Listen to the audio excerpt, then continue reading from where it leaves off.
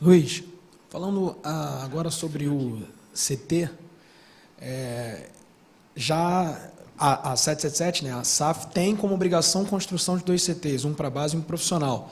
Né, mas existe um imbróglio, né, porque o terreno está no nome da instituição, e aí a SAF teria a condição de construir. Até que ponto tá essa questão em relação a melhorias, né? Porque agora teve melhorias de fato, estacionamentos, gramados e tal, mas muita coisa ainda precisa ser feita no CT Moacir Barbosa.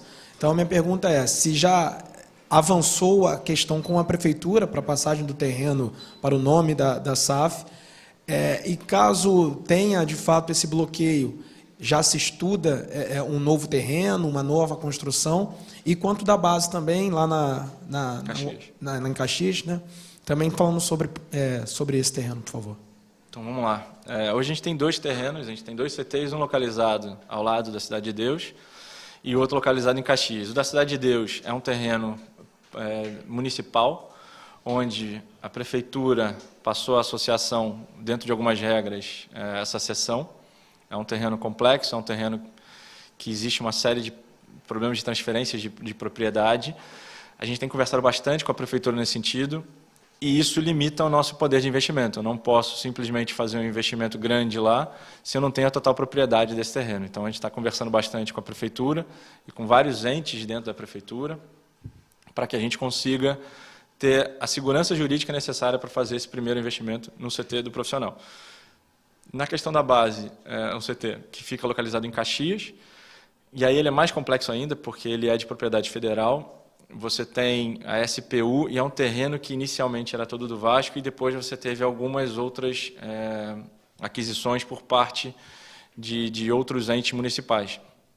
Já estivemos em Brasília, eu até voltei ontem de Brasília por um outro assunto, mas na última vez que eu estive em Brasília, num dos nossos jogos, a gente foi na SPU, explicou a situação, a gente tem interesse, a gente acha que ele é muito bem localizado, ele está 15, 20 minutos aqui de São Januário, a gente pega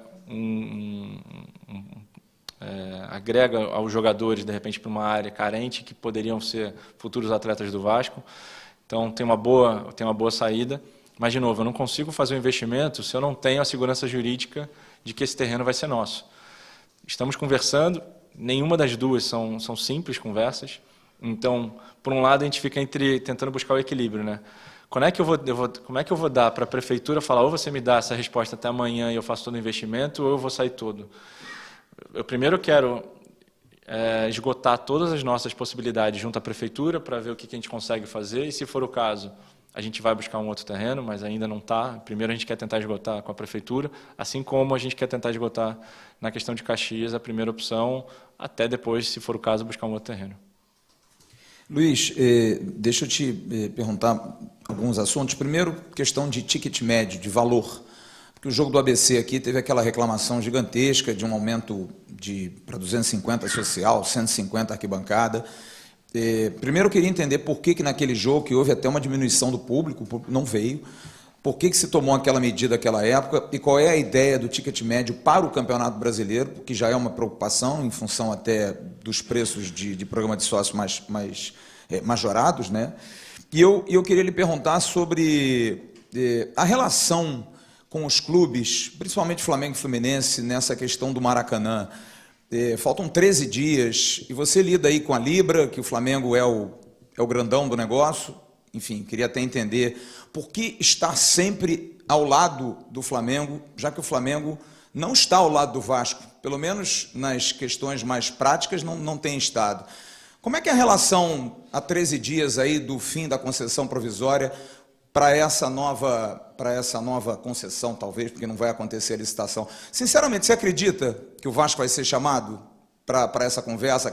Aquele papo do governador em dezembro, que disse a você que iria chamar o Vasco, você acredita que ele vai cumprir essa promessa?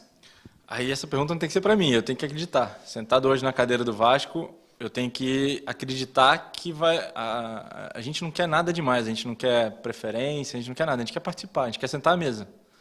Então, e você alegar que você não pode trazer para um chamamento público, porque, primeiro, você está antecipando um potencial Você está antecipando o resultado da licitação futura. Para mim não faz sentido. E se você não tiver tempo suficiente, para mim faz menos sentido. Se eu desde outubro do ano passado estou dizendo que eu quero participar e eu vou chegar em abril, eu não vou participar porque não teve tempo, as coisas não casam. Então, do meu lado, eu tenho que acreditar. Eu não posso, é lógico que a gente está tomando todas as nossas decisões baseadas hoje em pareceres jurídicos, porque se for o caso no futuro, a gente vai tentar judicializar, porque a gente entende que isso é um risco para o governo, não é só nosso. Porque você, a cada 6 meses, você renova, já estamos na 6ª, se a gente vai para a 7ª, isso não faz muito sentido. Então, sentado na cadeira, eu entendo que sim, a gente vai ser chamado e a gente gostaria de ser chamado. Você toca em 3 assuntos completamente diferentes, então vou tentar ponto a ponto aqui, vamos lá. ABC. A questão do ABC, eu acho que vamos tentar dar um contexto, né? Ano passado, o que aconteceu com o Vasco? O Vasco, de 19 jogos em casa, a gente lotou 17 e a gente não aumentou R$1 em nenhum dos jogos, sendo que 2, se a gente parar para analisar, não vou saber todos os números de cabeça, mas a gente conseguiu que, acho que era em 2, 3 horas, a gente acabava com todos os ingressos. Teve jogo que em menos de um dia a gente acabava com os 20 mil ingressos vendidos. Tá? Isso aconteceu mais de uma vez, nos últimos 2 jogos. Se a gente quisesse, a gente tinha essa possibilidade, economia, oferta e demanda, a gente poderia ter aumentado e não teria nenhum problema em relação a isso. A gente estaria fazendo do jogo. No último jogo, a gente deu quase 50% de desconto. Acho que ninguém fala sobre isso, mas a gente também olha para o torcedor desse lado. A gente entende que a gente queria agradecer ao torcedor por tudo que ele fez pela gente no ano passado. O próprio elenco queria isso. Esse ano, a mesma coisa. O primeiro jogo do ano, se vocês lembrarem, a gente teve ingressos a partir de R$10. Mas ninguém lembra desse assunto. O ticket médio do ano passado, até se vocês tocar, se eu não me engano, acho que era R$17. Era alguma coisa relacionada, era R$17 o ticket médio que a gente tinha. A gente gerou, no ano passado, 16 milhões, se eu não me engano, de receita bruta, quando, em termos de ocupação, o Vasco foi entre os 3 ou 4 primeiros de todo o ano de 22, e em termos de arrecadação, foi entre os 15. Então, existe uma diferença. Nossa ocupação foi quase 70% do estádio e a gente foi um dos 15 que mais arrecadaram. Existe um descompasso entre a realidade e a expectativa aqui gigante que a gente tentou, aos poucos, diminuir esse gap. O jogo do ABC, especificamente, eu sei que as pessoas acabaram não gostando, não sei o quê, foi uma das vezes e foi uma das opções que a gente teve. A gente teve quase 45% de check-in não realizados. As pessoas fizeram a social que vinham e as pessoas não vieram. E isso gerou um pagamento adicional para a gente. Menos de 2% das pessoas pagaram o valor cheio. Se a gente analisar, eu acho que os números que eu tenho nos últimos jogos que a gente jogou em casa, quase 70% das pessoas pagaram menos de meia entrada. Se eu não me engano, o número é 68%. De todos os jogos que a gente está falando em casa, a gente está falando de 25, acho que é a amostra que a gente tem. Então, acaba tendo que... As pessoas têm a cabeça, foi 250, mas quais pessoas realmente pagaram 250? Se você é sócio-torcedor, se você está ajudando, você tem uns valores diferentes, você tinha um check-in. E você utilizou o check-in de uma maneira que não foi correta. Você falou que vinha e não veio. E isso impacta diretamente. A gente teve menos arrecadação de bebida, a gente teve menos arrecadação de bar. Então, a gente aproveitou essa oportunidade, porque a gente sabia que era o último jogo. Se vocês lembram, e aí vai todo mundo falar, mas foi entre 2 jogos, semifinal, a gente jogou 2 vezes contra o Flamengo. Tudo bem, mas eram 2 jogos que a gente sabia que a gente ia para o Maracanã. Era o último jogo que a gente jogava em São Januário, depois de 2 jogos no Maracanã, a gente ia ter a oportunidade de jogar no Maracanã, e a gente achou que era um bom momento. Pode ser que a gente tenha errado, mas assim, de novo, não sei, a gente ia analisar, a gente está aberto a fazer mudanças quando necessárias, mas não foi por isso... porque eu paguei 250. Menos de 2% das pessoas pagaram 250. Se você era sócio-torcedor, você pagou o preço que você tinha. E a gente, voltando àquela nossa discussão, se eu pago, eu colhi na mais, acho que era 149. Os 140, os 250, era quase um jogo, era aquela discussão que a gente falou. Hoje, com o preço de um ingresso, eu já paguei e muito o meu plano de sócio-torcedor por um mês. Não faz sentido isso. São essas discrepâncias que a gente tentou ajustar.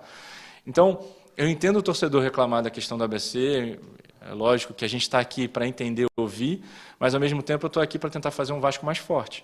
Eu estou aqui para tentar pensar que o torcedor quer o Vasco protagonista. Eu estou aqui para tentar buscar uma melhor entrega em campo, que também se traduz em aumentar a nossa receita. A receita do Vasco hoje, em frente aos outros clubes, Teve clube que teve mais de 100 milhões de receita de bilheteria. O Vasco não chegou a 20. Isso não faz sentido. A torcida do Vasco, ela bate no peito e realmente é engajada, é sensacional. Eu sou um dos maiores apaixonados pela torcida do Vasco que tem. E eu sei que ela contribui muito, mas o nosso ticket médio não passa de R$20. Se você olhar outros clubes, 40, 50 reais para uma capacidade onde tem um estádio de 60 mil. A gente jogou esse ano como mandante com o Flamengo, a gente deu 5 milhões de receita esse ano. Foi a maior receita do clube. Quanto tempo a gente não tem uma receita de 5 milhões? Ano passado a gente jogou quase 17 jogos em casa, a gente não deu 1 milhão em nenhum jogo. A gente foi dar 1 milhão agora no jogo do ABC. Por quê? Eu tenho um teto. Eu tenho hoje, São Januário, ele tem capacidade para 20 mil pessoas. Com base nisso, eu tenho que fazer com que o torcedor venha, mas que, ao mesmo tempo, eu tenha um lucro líquido importante. Quando, ano passado, a gente segurou os ingressos, o preço do ingresso, a gente entendeu o anseio da torcida. Esse ano, a gente tentou ser um pouco, vamos tentar equilibrar. Vai ter sempre uma discussão. O torcedor sempre vai querer o valor mais barato, a gente vai tentar sempre entregar o melhor para ele. Mas, ao mesmo tempo, é uma mudança de cultura. O fato de a gente já ter mudado o nosso torcedor diz um pouco isso. Acho que eu vou para outra pergunta, que é a relação do Fly-Flu. É uma relação saudável. Ontem eu estava em Brasília com o Landim, a gente discutindo coisas para o futuro. Os clubes eles não têm que ser adversários fora do campo. A gente tem que ser dentro do campo, é cada um por si. Claro, melhor, é o produto melhor. Eu vou estar no Campeonato Brasileiro, onde o Flamengo disputa, o Fluminense disputa e o Botafogo disputa, além dos outros clubes. Eu tenho que, dentro do campo, ganhar deles. Fora do campo, se eu tiver a oportunidade de trabalhar em conjunto para que a gente ganhe mais, eu vou trabalhar. Esse é o meu processo. Eu tenho que, de repente, para um tema específico, o Maracanã, eu vou estar brigando com ele, mas no outro tema específico, eu vou estar junto dele. E isso faz a dinâmica profissional do futebol. A gente nem sempre vai concordar em tudo, mas a gente tem que se respeitar. Eu acho que hoje a gente tem uma cordialidade entre todos os 4 grandes do Rio de Janeiro. A gente consegue falar temas profissionais de maneira profissional, deixando a paixão de lado. A gente nunca vai discutir, minha torcida... Não, isso não entra na mesa. A gente tem assim, o que é melhor para o produto? A gente conseguiu, dentro de um Campeonato Carioca, acho que pode ser um exemplo. Você teve 2 clubes que assinaram um contrato e tiveram 2 clubes que assinaram outro tipo de contrato. Os 4 estavam no encerramento do Carioca. Os 4, sempre que possível, ajudaram para que o produto do Campeonato Carioca fosse mais forte. Então, a gente vai estar sempre junto, brigando por ideais que sejam em conjunto, mas, ao mesmo tempo, a gente vai estar separado, cada um olhando o seu, para temas específicos. O Maracanã, acho que é um tema deles. Eu posso ter a melhor relação do mundo com o Landim, mas, ao mesmo tempo, eu tenho que brigar pelo Vasco, onde eu entendo que o Vasco tem que ser chamado para todas as conversas relacionadas ao Maracanã.